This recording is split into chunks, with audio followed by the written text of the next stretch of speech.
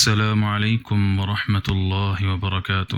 معزز سامعین کرام، موجودہ ملکی حالات کو دیکھ کر دل خون کے آنسو رو رہا ہے۔ اس کشیدگی کے ماحول میں بھی کچھ کم ظرف لوگ اپنی کم ظرفی دکھانے سے باز نہیں رہے۔ حالیہ دنوں میں میرا 3 قسم کے لوگوں سے سامنا ہوا۔ پہلی قسم کے وہ لوگ تھے جنہوں نے عام عوام کو احساس دلایا کہ وہ لوگ جو سیلابوں میں بہہ رہے ہیں، بے یارو مددگار ہو رہے ہیں، کسمہ پرسی کی حالت میں ہیں، چیخ رہے ہیں، چلا رہے ہیں، اپنے ہی سامنے کو غرق ہوتا دیکھ رہے ہیں، اپنا گھر بار مال و متاع سب بہتا دیکھ رہے ہیں، وہ بھی آخر کسی کے بھائی، کسی کی بہن، کسی کی ماں، کسی کا باپ، کسی کے دادا دادی، نانا نانی، الغرض انسان ہی ہیں۔ دوسری قسم کے وہ لوگ نظر آئے جنہوں نے ان کی آواز پر لبیک کہا اور ہر ممکن کوشش کرتے ہوئے مدد کی کوششیں کی۔ کوئی گھر کا بستر، کوئی کپڑے، کوئی جوتے، کوئی راشن کی صورت میں تو کوئی رقم کی صورت میں مدد کرنے کو تیار نظر آیا۔ ان 2 قسم کے لوگوں کو دیکھ کر تو دل باغ باغ ہو گیا، مگر دل خون کے آنسو تب رویا جب ان تیسری قسم کے لوگوں کو دیکھا کہ جن کا کمظرفی، بے حسی اور بے غیرتی میں کوئی ثانی نظر نہیں آیا۔ جی ہاں سامعین، آپ نے بالکل ٹھیک سمجھا، یہ وہی لوگ ہیں جنہوں نے 5 روپے میں ملنے والے ماسک کو کورونا کے وقت 50 روپے کا کر دیا تھا۔ یہ وہی ناجائز منافع خور ذلیل ہیں جنہوں نے قرآن مجید کی تعلیم لازمی ہونے پر قاعدے اور سپاروں کی قیمتوں میں کئی گنا اضافہ کر دیا۔ الغرض یہ وہی لوگ ہیں جو بے حسی کا کوئی موقع اپنے ہاتھ سے جانے نہیں دیتے، اور اس وقت بھی وہ کیوں جانے دیتے؟ موجودہ دنوں میں انہوں نے ہر اس چیز کی قیمت بڑھا دی جو سیلاب زدگان کی ضرورت تھی۔ کسی نے کیا خوب کہا ہے،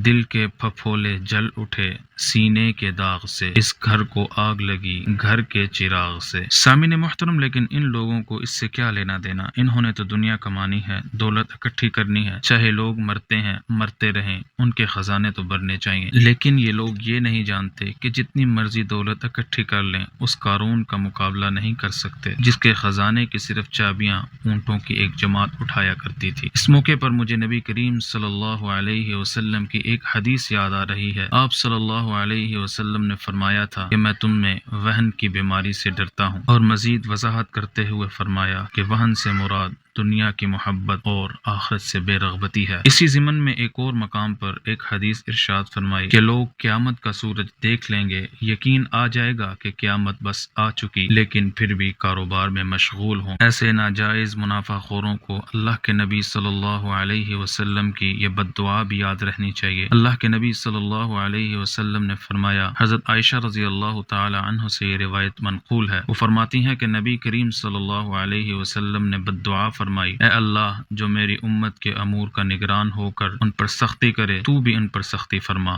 اور اس کے برعکس رسول اللہ صلی اللہ علیہ وسلم نے ایک مقام پر ان لوگوں کے لیے خوشخبری بھی سنائی، جیسا کہ ابو ہریرہ رضی اللہ تعالی عنہ سے روایت ہے۔ وہ فرماتے ہیں کہ رسول اللہ صلی اللہ علیہ وسلم نے فرمایا، جس نے کسی مسلمان سے تکلیف کو دور کیا، اللہ تعالی قیامت کے روز اس کی تکلیفوں میں سے تکلیف کو دور فرمائے گا، اور جس نے کسی تنگ دست مسلمان کے لیے آسانی پیدا کی، اللہ تعالیٰ اس کے لیے دنیا اور آخرت دونوں میں آسانیاں پیدا کرے گا۔ جس نے کسی کی پردہ پوشی کی تو اللہ تعالیٰ قیامت کے روز اس کی پردہ پوشی کرے گا، اور اللہ بندے کی مدد میں ہوتا ہے جب وہ اپنے بھائی کی مدد میں ہوتا ہے۔ سامعین محترم، یہ باتیں صرف اسی شخص کے پلے پڑیں گی جو اللہ اور آخرت کے دن پر ایمان رکھتا ہوگا۔ اللہ تعالیٰ ان ظالموں کو جو ظلم میں کوئی کسر نہیں چھوڑ رہے ہدایت نصیب فرمائے، اور اگر ان کے نصیب میں ہدایت نہیں ہے تو انہیں نیست و نابود فرما دے اور خاک میں ملا دے۔ آمین یا رب العالمین۔ والسلام علیکم ورحمۃ اللہ وبرکاتہ۔